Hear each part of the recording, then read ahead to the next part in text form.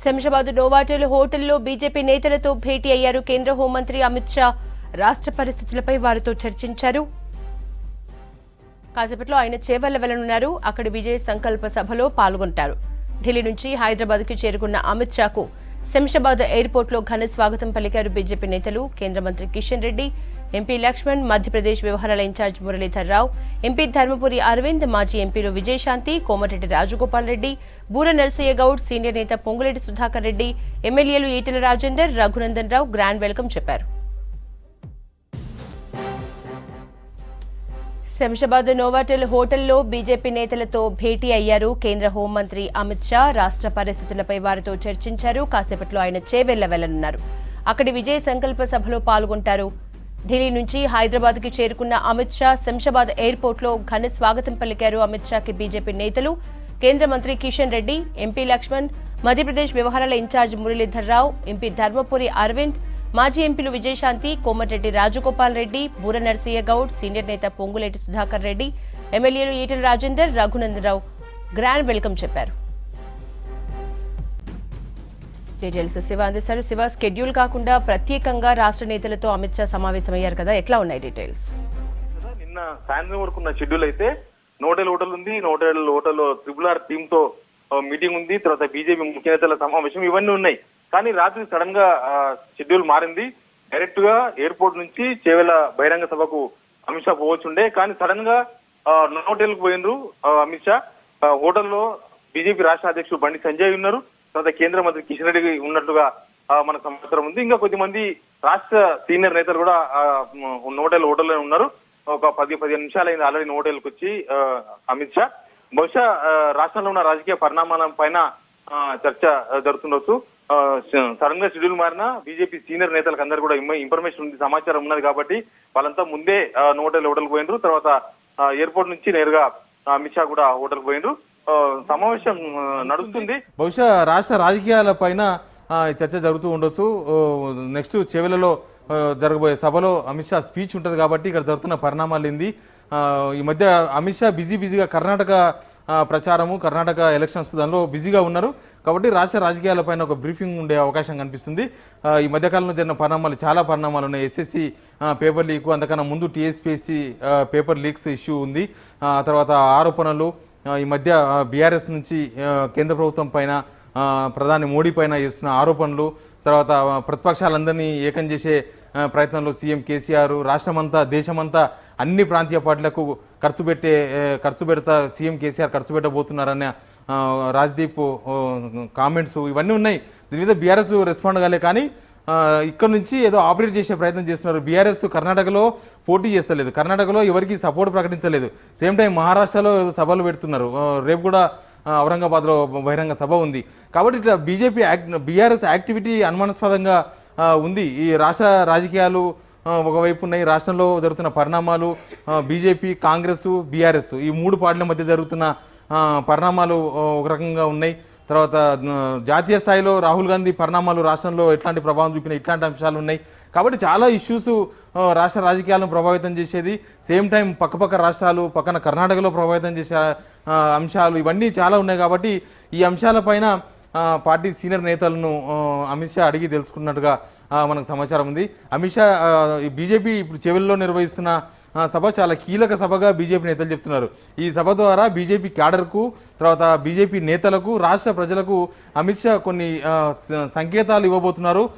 Next ఇక్కడ నుంచి ఈరోజు జరిగే ఈ బహిరంగ సభనే ఒక శంకరావ సభ ఎలక్షన్స్కి ఇంకా ఇక్కడ నుంచి బీజేపీ వరుసగా జనాల్లో ఉండే ఏర్పాట్లు చేసే ప్రయత్నాలు చేస్తున్నట్లుగా కనిపిస్తుంది. దాదాపు మనం 4-5 మంత్స్ నుంచి బీజేపీ యాక్టివిటీ చూస్తున్నాం యశోద. ఈ 4-5 మంత్స్లో బూత్ స్థాయి ఇన్ఛార్జీలను నియమించుకున్నారు. బూత్ స్థాయిలో చాలా సమావేశాలు జరిగినాయి. తర్వాత ఈ పార్లమెంటు ఇన్ఛార్జీలుగా ఉన్న చాలామంది కేంద్ర మంత్రులు ఎక్కడ అడావిడి లేకుండా చాలా సమావేశాలు నిర్వహించారు. ఆ సమావేశాలలో రాష్ట్ర ప్రభుత్వం, ఇక్కడ కుటుంబ పాలన, అవినీతి ఇట్లాంటి చాలా అంశాలపైన దృష్టి సారించారు. సేమ్ టైం ఈ బూత్ కమిటీ, బూత్ లెవెల్లో పార్టీ నిర్మాణం అనేదే ఈ ఎలక్షన్స్ టార్గెట్గా చేసింది. వాళ్ళకు వర్క్ ఇప్పుడు ఎలక్షన్ వర్క్ ఇప్పుడు స్టార్ట్ కాబోతుంది కాబట్టి వాళ్ళందరికీ దీనిలో భాగస్వామ్యం కల్పించడము, పార్టీ బలోపేతం చేయడం ఇట్లాంటి చాలా అంశాలపైన బీజేపీ బయటికి కనిపించకుండా లోపల చాలా వర్క్ చేసింది. మనకు అదంతా కనిపించింది ఈ వరుస సమావేశాలతో. కాబట్టి వచ్చే ఎలక్షన్స్ టార్గెట్గా బీజేపీ ఏం చేయబోతున్నది చాలా ఇంపార్టెంట్. ఇప్పటికే బీఆర్ఎస్ కాంగ్రెస్ రెండు ఒకటే అన్న ఒక నినాదాన్ని జనాలకు తీసుకువెళ్ళే ప్రయత్నం చేస్తూ ఉంది. మునుగోడు ఎలక్షన్స్లో బీఆర్ఎస్ కేసీఆర్ కాంగ్రెస్కు డబ్బులు ఫండ్ చేసిరని 25 కోట్లు ఇచ్చిరని ఇట్లాంటి చాలా చర్చలు ఉన్నాయి. కాబట్టి ఈ బీజేపీ ఇక్కడ నుంచి ఈ చెవిలలో జరిగే సభ ద్వారా ఇది ఒక విజయ సంకల్ప సభ అని పెట్టున్నారు వాళ్ళు. ఈ విజయ సంకల్ప సభ ద్వారా బీజేపీ స్టాండ్ ఏంది, బీజేపీ రాష్ట్రంలో ఎట్లాంటి రాజకీయాలు చేయబోతుంది, తర్వాత కేసీఆర్ చేస్తున్న పాలిటిక్స్ని ఎట్లా ఫేస్ చేయబోతున్నారు, తర్వాత కేంద్ర ప్రభుత్వం పైన చేస్తున్న ఆరోపణలు ఎట్లా తిప్పికొట్టబోతున్నారు, ఇట్లాంటి చాలా అంశాలకు బీజేపీ నుంచి సమాధానం రావాల్సి ఉంది. బీజేపీ మేమే ప్రత్యామ్నాయం బీఆర్ఎస్కు, కేసీఆర్కు మేమే ప్రత్యామ్నాయం అని చెప్తున్నారు. కానీ బీజేపీ రాష్ట్రంలో ఆ సిచ్యువేషన్లో ఉందా, బీజేపీ అన్ని నియోజకవర్గాల్లో గెలిచే సత్తాతో ఉందా, బీజేపీయా కాంగ్రెస్ ప్రత్యామ్నాయం, ఇట్లాంటి చాలా కన్ఫ్యూజ్డ్ పాలిటిక్స్ రాష్ట్రంలో ఉన్నాయి. కాంగ్రెస్ కూడా సేమ్ ఇలాంటి బహిరంగ సభలు ఇట్లాంటి సమావేశాలు చాలా నిర్వహిస్తున్నారు. వాళ్ళు కూడా మేమే ప్రత్యామ్నాయం అని చెప్తున్నారు. అసలు బీజేపీ ప్రత్యామ్నాయమా కాంగ్రెస్ ప్రత్యామ్నాయమా ఏది తేల్చలేని సిచ్యువేషన్ రాష్ట్రంలో ఉంది. సేమ్ బీఆర్ఎస్ కూడా అదే ధీమా, రెండు జాతీయ పార్టీలు సేమ్ లెవెల్లో కనుక ఎదిగితే, సేమ్ లెవెల్లో కనుక సామర్థ్యాన్ని నింపుకుంటే మనం ఈజీగా బయటపడతాం, వ్యతిరేక పడుతున్నామని బీఆర్ఎస్ ఆలోచన చేస్తుంది. కాబట్టి బీజేపీ స్టాండ్ ఏందనేది చాలా కీలక అంశం. ప్లస్ సౌత్ స్టేట్స్, సౌత్లో బీజేపీ బలంగా ఉందని నిన్ననే అమిత్ షా చెప్పిండ్రు. కాబట్టి నెక్స్ట్ తెలంగాణ మీద కూడా మేము దృష్టి సారించబోతున్నామని చెప్పిండ్రు. కాబట్టి తెలంగాణలో బీజేపీ ఏం చేయబోతుంది, ఇక్కడున్న పాలిటిక్స్ని ఎట్లా ఫేస్ చేయబోతున్నారు, కేసీఆర్ అధికార పార్టీగా 2 దఫాలుగా అధికారంలోకి వచ్చిండ్రు, కొన్ని పథకాలు దేశానికి ఆదర్శమని బీఆర్ఎస్ ప్రచారం చేస్తుంది. ప్లస్ బీఆర్ఎస్గా పార్టీ పేరు చేంజ్ చేసుకున్న తర్వాత టీఆర్ఎస్ బీఆర్ఎస్ అయిన తర్వాత మహారాష్ట్ర లాంటి రాష్ట్రాల్లో బహిరంగ సభలు పెడుతున్నారు. ప్లస్ దేశవ్యాప్తంగా బీజేపీకి కాంగ్రెస్కు ప్రత్యామ్నాయంగా మేము అన్ని పార్టీలను ఏకం చేయబోతున్నామని చెప్తున్నారు. తర్వాత ఆమ్ ఆద్మీ పార్టీ లాంటి పార్టీలతో ఇంటర్నల్ ఫ్రెండ్షిప్ ఒకటి బీఆర్ఎస్ చేస్తున్న విషయాలు ఇప్పుడిప్పుడే బయటకు వస్తున్నాయి. కాబట్టి ఇట్లాంటి చాలా ఇష్యూస్ ఉన్నాయి. దీని మీద అమిత్ షా ఎట్లా రెస్పాండ్ కాబోతున్నారనేది చాలా important issue. TSPSC paper leak issue వచ్చిన తర్వాత బీఆర్ఎస్ డైలమాలో పడ్డది. ఆ డైలమా నుంచి బయటపడేందుకు ఎస్ఎస్సీ పేపర్ లీక్ను వాడుకున్నారన్న ఒక ప్రచారము, విమర్శ ఆ పార్టీ పైన ఉంది. బీజేపీ రాష్ట్ర అధ్యక్షుడు బండి సంజయ్ ఈ పేపర్ లీక్ చేయించిందని హడావిడి అంతా జరిగింది. ఆయన అరెస్ట్ చేసిండ్రు, జైల్లో ఉన్నారు, తర్వాత బెయిల్ మీద బయటకు వచ్చారు. ఇప్పటికీ ఆ హడావిడి నడుస్తుంది. 4 ఎమ్మెల్యేల కొనుగోలు ఇష్యూ ఆల్రెడీ అది సుప్రీంకోర్టులో ఉంది. ఆ ఇష్యూలో కూడా బీజేపీని బీఆర్ఎస్ బ్లేమ్ చేసే ప్రయత్నం చేసిందని బీజేపీ నేతలు విమర్శలు తిప్పికొట్టే ప్రయత్నం చేసిండ్రు. ఇట్లా చాలా రకమైన ఇష్యూస్ను ఫేస్ చేయాల్సి వచ్చింది బీజేపీ. కాబట్టి ఇప్పుడు ఈ ఎలక్షన్ దగ్గరకు వచ్చింది, ఇంకొక 6-7 మంత్స్లోనే ఎలక్షన్ ఫేస్ చేయాలి. కాబట్టి ఇక్కడ ఉన్న పాలిటిక్స్ను ఎట్లా డీల్ చేయబోతుంది బీజేపీ, ఇక్కడ ఉన్న బీజేపీ క్యాడర్కి ఎట్లాంటి వర్క్ ఇవ్వబోతున్నారు, సేమ్ ఈ మధ్య నిర్వహించిన సమావేశాల ద్వారా వాళ్ళకు వచ్చిన ఫీడ్బ్యాక్ ఏముంది, ప్లస్ బండి సంజయ్ పాదయాత్ర ద్వారా వచ్చిన ఫీడ్బ్యాక్ ఏముంది, ప్లస్ చాలా సర్వేలు ఇక్కడ రాష్ట్ర నేతలు తెలియకుండా బీజేపీ రాష్ట్ర నేతలు కూడా సంబంధం లేకుండా బీజేపీ కేంద్ర నాయకత్వమే చాలా సర్వేలు చేస్తూ ఉంటారు. ప్లస్ సెంట్రల్ గవర్నమెంట్లో ఉన్నారు కాబట్టి వాళ్ళు ఇక్కడ నుంచి ఐబీ సర్వేస్ కూడా చాలా ఉంటాయి, ఐబీ రిపోర్ట్స్ చాలా ఉంటాయి. రాష్ట్ర బీజేపీ నేతలు ఏం చేస్తున్నారు, లేకపోతే రాష్ట్ర బీజేపీ నేతల పాత్ర ఏంది, వాళ్ళు ఎట్లాంటి యాక్టివిటీ చేస్తున్నారు, ఇట్లాంటి చాలా ఇష్యూస్ వాళ్ళకి చాలా రిపోర్ట్స్ ఉంటాయి. కాబట్టి సెంట్రల్ వ్యూ ఏంది, సెంట్రల్ బీజేపీని ఇక్కడ పాలిటిక్స్ని ఎట్లా డీల్ చేయబోతుందో చాలా ఇంపార్టెంట్ ఇష్యూ. కేవలం బీఆర్ఎస్ అంటే రాష్ట్ర పార్టీ ఇక్కడనే ఉంది, అధినాయకత్వం ఇక్కడనే కేసీఆర్ ఉన్నారు, ఇక్కడనే అంత వ్యవహారం నడిపిస్తున్నారు. కానీ బీజేపీ అయినా కాంగ్రెస్ అయినా నిర్ణయాలన్నీ కూడా జాతీయ స్థాయిలో జరుగుతూ ఉంటాయి. జాతీయ స్థాయిలోనే ఇక్కడ జరుగుతున్న పరిణామాలను కూడా ఆ పార్టీ అధినాయకత్వంతో చూస్తూ ఉంటుంది. కాబట్టి ఇక్కడ పరిణామాలను వాళ్ళు ఎట్లా అర్థం చేసుకున్నారు, వాళ్ళు ఎట్లా డెలివరీ చేస్తారనేది చాలా ఇంపార్టెంట్. ఇప్పుడు రాబోయే 7 మంత్స్లో బీజేపీ పాత్ర ఎట్లా ఉంటుంది, బీజేపీ ఎట్లా ముందుకు పోతుంది, ఇట్లాంటి చాలా అంశాలకు ఈ సభ ద్వారా జనాలకు, తర్వాత బీజేపీ క్యాడర్కి అందరూ కూడా సంకేతాలు ఇచ్చే అవకాశం కనిపిస్తుంది. జస్ట్ మనకు ఒక 15 days బ్యాక్ ప్రధాని నరేంద్ర మోడీ వచ్చినప్పుడు ఆయన స్పీచ్ చూసినాం. అసలు ఎప్పుడు నరేంద్ర మోడీ ఆ స్థాయిలో మాట్లాడలేదు, వేరే రాష్ట్రాలు పోయినప్పుడు మాట్లాడలేదు. మన రాష్ట్రానికి హైదరాబాద్లో కూడా చాలాసార్లు దాదాపు 3-4 సార్లు వచ్చిండ్రు.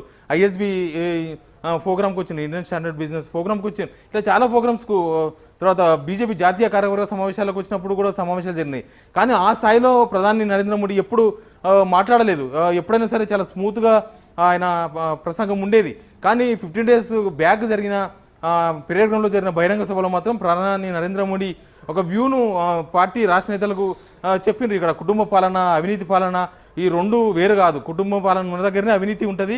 ఖచ్చితంగా అవినీతిని టార్గెట్ చేసుకొని జనాలకు అవినీతిని ప్రచారం చేయాలన్న సంకేతాలను పార్టీ క్యాడర్కి ఇచ్చిండ్రు. అవినీతి పైన పోరాటం చేస్తున్నట్లుగా కూడా అని చెప్పిండ్రు. అవినీతిపై పోరాటం అంటే కేవలం బీఆర్ఎస్ పైన పోరాటమే కాదు, బీఆర్ఎస్తో పాటు ఆమ్ ఆద్మీ పార్టీ ఉండొచ్చు, మిగతా పార్టీలు ఉండొచ్చు, వీళ్ళు చేస్తున్న అవినీతి పైన పోరాటం చేస్తున్నాము, ఈ పోరాటం కొనసాగించాలా వద్దా అని క్యాడర్ని అడిగి తెలుసుకునే ప్రయత్నం చేసిన ప్రధాని.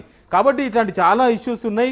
ఇప్పుడు అమిత్ షా ఏం చేయబోతున్నారు? అమిత్ షా ఫస్ట్ నుంచి కూడా ఇక్కడ జరుగుతున్న రాజకీయం పైన ఆయన చాలా కాన్సన్ట్రేషన్ చేసిండ్రు. చాలాసార్లు ఆయన వచ్చినప్పుడు ఈ అవినీతి ఇష్యూస్ను ఇవన్నీ కూడా చాలా వరకు ప్రస్తావించారు. ఇక్కడ కేసీఆర్ పైన డైరెక్ట్ అటాక్ కూడా చేశారు అమిత్ షా. ప్రధాని ఆ ప్రయత్నం చేయలేదు మొన్న తప్ప.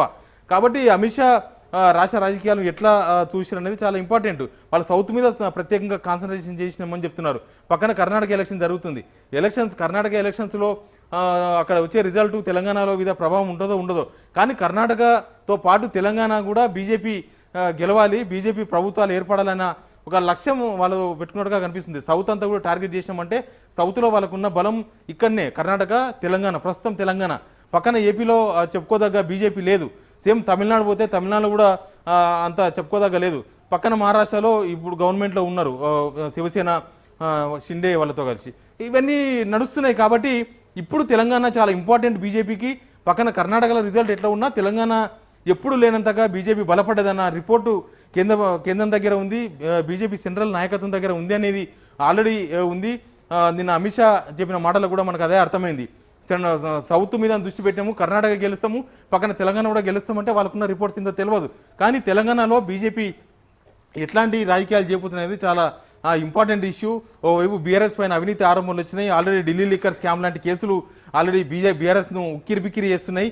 సేమ్ టైం పంజాబ్, గోవా లాంటి ఎలక్షన్స్ జరిగినప్పుడు ఆ రాష్ట్రాల్లో ఇక్కడ నుంచి డబ్బు పోయిందని చెప్తున్నారు. ఆ డబ్బు ఎవరిచ్చిండ్రు, ఎవరు ఇక్కడ నుంచి అవాలా మార్గం ద్వారా తీసుకుపోయినారు, ఆ డబ్బులు ఎవరివి, ఇట్లాంటి ఎంక్వైరీ కూడా ముందు జరిగే అవకాశం కనిపిస్తుంది.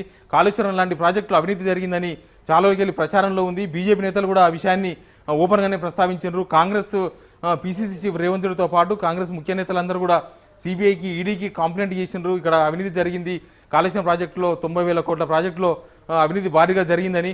ఇవన్నీ కూడా చాలా ఇష్యూస్ ఉన్నాయి. కాబట్టి ఇప్పుడు బీజేపీ ఇక్కడ రాజకీయాలను ఎట్లా చూస్తుంది, ఇక్కడ రాజకీయాలు ఎట్లా చేయబోతున్నది చాలా ముఖ్యమైన విషయం. ఇప్పుడు చివరిలో జరుగుతున్న సభ ద్వారా అమిత్ షా ఏం చెప్తారు, ఇట్లాంటి ఇష్యూస్ అన్ని కూడా ప్రస్తావిస్తారా, ఈ మధ్య జరిగిన పరిణామాలన్నింటినీ కూడా అమిత్ షా ఎట్లా ఎక్స్పోజ్ చేస్తారు, ఎట్లా జరుగుతున్నాయి. కాబట్టి వాటిని కూడా ప్రభావితం చేసే విధంగా అమిత్ షా ప్రసంగం ఉంటుందా, కేవలం ఇక్కడున్న పరిపాలన, ఇక్కడున్న వ్యవహారాల పైన దృష్టి సారిస్తారా, ఇట్లాంటి చాలా అంశాలకు చెవిల సభ సమాధానం చెప్పే అవకాశం ఉందని బీజేపీ నేతలందరూ కూడా చెప్తున్నారు. మలుపు బీజేపీకి చెవిలలో జరిగే సభ ఒక మలుపు జరుగుతుంది. ఇది ఒక సంచలనం అని బీజేపీ రాష్ట్ర బండి సంజయ్ అంటున్నారు. బహుశా ఈ సభ ద్వారా బీజేపీ ఏం చేయబోతుందో చెప్పే అవకాశం అయితే క్లియర్గా కనిపిస్తుంది. Thank you.